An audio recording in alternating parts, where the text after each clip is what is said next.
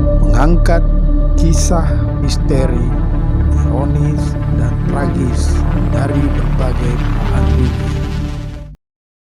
Assalamualaikum warahmatullahi wabarakatuh. Salam revolusi akhlak. Kembali bersama saya Deng Iwan dalam Kisah Gelap. Kali ini kita akan mengangkat fenomena menarik menjelang Pilpres 2024. Sejumlah tokoh, mulai dari budayawan sampai tokoh politik, mengangkat kembali soal cerita atau kisah gelap seputar kepemimpinan Raja Zolim, Fir'aun. Tentu pesan yang ingin disampaikan adalah janganlah menjadi pemimpin yang sewenang-wenang, yang zolim, yang tidak adil terhadap rakyatnya. Mau tahu siapa saja yang pernah mengangkat? Mulai dari budayawan Cak Nun, Amin Rais, tokoh politisi senior, bahkan salah satu bakal calon presiden Anies Baswedan pun menyentil soal gaya kepemimpinan Fir'aun. Mau tahu kisah selengkapnya seperti apa atau cerita selengkapnya seperti apa? Kita saksikan bersama-sama dalam video berikut ini. Namun jangan lupa, seperti kemarin-kemarin, subscribe, like, komen, dan share sebanyak-banyaknya untuk mendukung channel ini. Yuk sama-sama kita nonton.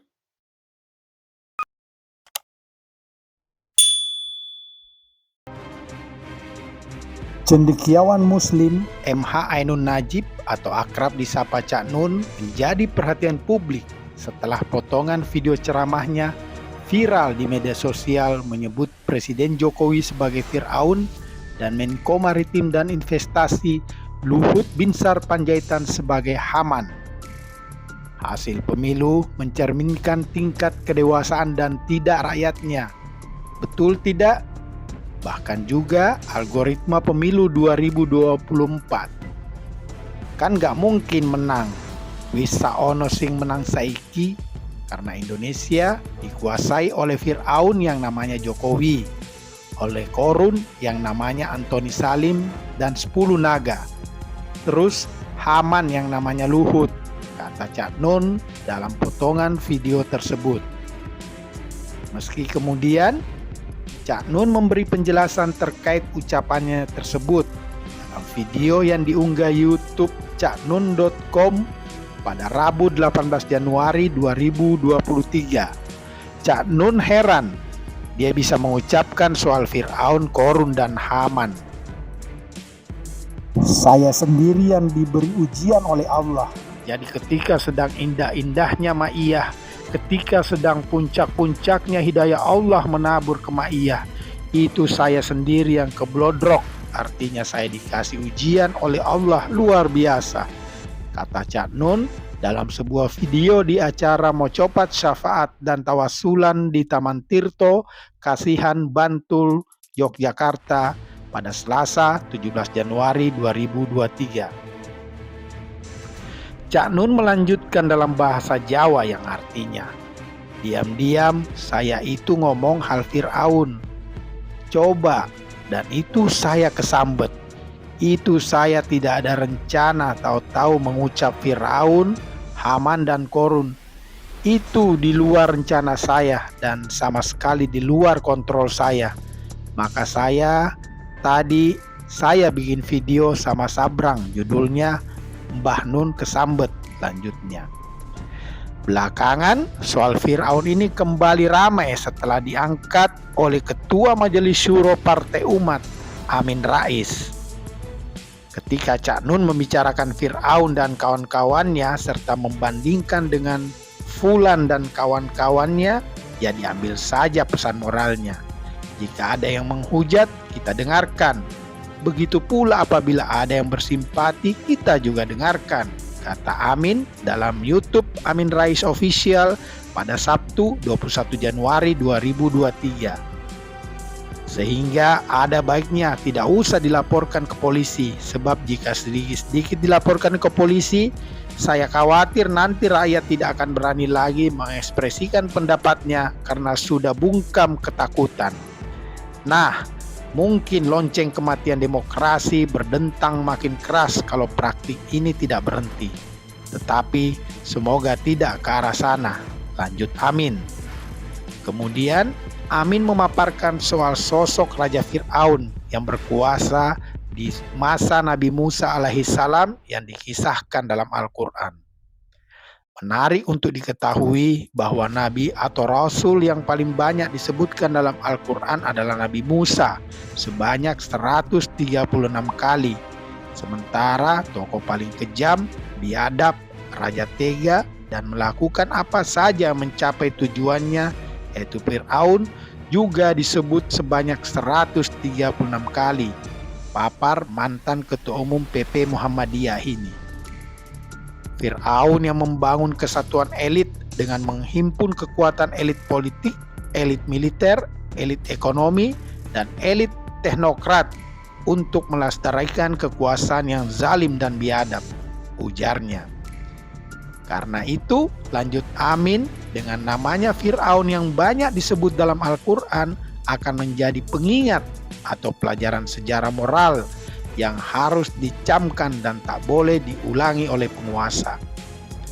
Lalu Amin melanjutkan, ada elit politik dalam hal ini Fir'aun sendiri, elit ekonomi yaitu Korun yang saking kayanya kunci gudang kekayaannya di bawah 7 orang dewasa saja tidak sanggup, kata Al-Quran. Kemudian ada elit teknokratik yang dipimpin Haman, jelasnya. Amin melanjutkan, Fir'aun juga memelihara ratusan tukang sihir yang berfungsi sebagai penggertak dan peneror rakyatnya, sekaligus semacam buzzer yang dapat bayaran tinggi. Nah, para penyihir ini menjadi penjilat dan buzzer murahan. Itu dikisahkan dalam Al-Quran, urainya. Makanya kata Amin, memastikan kisah Fir'aun, Korun, dan Haman merupakan cerita sesungguhnya yang dinilainya juga terjadi di zaman sekarang ini. Ini cerita sesungguhnya terjadi juga sampai zaman sekarang dan banyak berhubungan dengan kekuasaan yang absolut, menjilat, kemudian meminta imbalan. Kalau kami nanti bisa memenangkan peperangan atau konflik atau pertarungan antara Paduka, Bapak Kaisar atau Bapak Raja atau Bapak Presiden dan lainnya, apa kira-kira imbalannya? Ya, tadi itu jadikan all the president man. Nah, kira-kira mereka akan dapat berseliweran di istana dibeli harga dirinya oleh Korun waktu itu dan hidupnya nista sepanjang masa, pungkas Amin. Lantas, bagaimana penjelasan Anies soal Fir'aun? Kalau hanya membangun kota yang megah, Fir'aun pun dulu bisa membangun kota yang megah, kata Anies kepada warga di Jalan Al-Hidayah RT 3 RW 4 Kelurahan Jati, Pulau Gadung, Jakarta Timur pada Selasa 10 Januari 2017. Saat itu, Anies masih calon gubernur DKI Jakarta yang menyindir pembangunan ibu kota yang hanya berfokus pada infrastruktur. Anies menyebut pembangunan berkeadilan belum dirasakan warga hingga saat ini. Fir'aun yang mampu membangun kota megah juga tidak dapat menghadirkan keadilan di zamannya. Tapi menghadirkan keadilan, nah itu nggak bisa karena di sana zaman Fir'aun nggak ada, imbuh Anies kepada warga. Anies pun sempat menyindir pembangunan pendidikan yang hanya berfokus pada infrastruktur. Selama ini, kalau bicara pendidikan, kita sebenarnya berbicara perpindahan ruang. Kalau ada laporan yayasan pendidikan, pasti, alhamdulillah, kita bangun gedung, kita bangun ruang perpustakaan, bangun ruang ini, bangun ruang itu. Loh, ini dinas pekerjaan umum atau dinas pendidikan? Karena yang diceritain pasti barang mati, ujarnya. Pendidikan itu yang harus dibangun orangnya. Kami besok yang mau dilatih gurunya, kepala sekolahnya, pendidiknya, imbuh Anies. Lebih jauh, Anies menjelaskan, hasil pembangunan kualitas manusia tidak terlihat oleh mata, Hasilnya dapat dilihat dari tingkah laku, tutur kata, dan cara bekerja. Memang Bu, kalau kita dijejerin, yang satu ikut pelatihan, yang satu enggak. Enggak ada bedanya.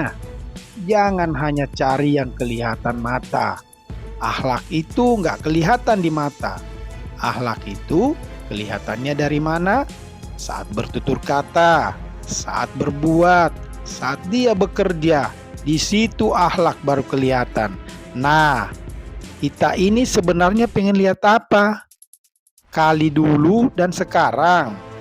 Ya, kalau bangun gitu, Fir'aun juga bisa. Bener nggak, Bu? Pungkas Anis. Demikianlah kisah gelap kali ini. Sampai bertemu dalam kisah gelap berikutnya. Wassalam.